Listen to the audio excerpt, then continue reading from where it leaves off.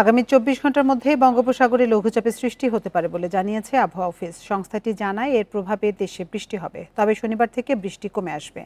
আবহাওয়া অফিস জানিয়েছে লঘুচাপটি উপকূলের দিকে এগিয়ে এলে এর প্রভাবে ভারতের অন্ধ্রপ্রদেশে ও উড়িষ্যায়ও বৃষ্টি হবে। সেই সঙ্গে দেশের খুলনা ও বরিশাল বিভাগে ভারী বৃষ্টির শঙ্কা রয়েছে। লঘুচাপের প্রভাবে ঢাকা ও রাজশাহীতে মাঝারি থেকে ভারী বৃষ্টি হতে পারে।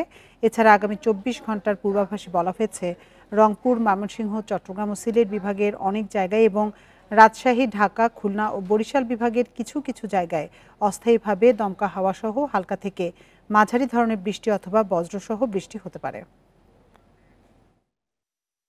দক্ষিণ উড়িষ্যা এবং উত্তর অন্ধ্রপ্রদেশে একটা লো প্রেশার তৈরি হয়েছে, তবে এটা যদিও আমাদের টেরিটরি থেকে অনেক দূরে এবং এটার প্রভাব পড়তে একটু সময় লাগবে, এবং এটা যখন ল্যান্ডের উপর উঠে যাবে এর প্রভাবেই আপনার 14 তারিখের পরবর্তীতে আমাদের উপকূলীয় এলাকায় বিশেষ করে খুলনা, বরিশাল, ঢাকা এবং রাজশাহী বিভাগে বৃষ্টিপাতের পরিমাণটা একটু বৃদ্ধি পাবে।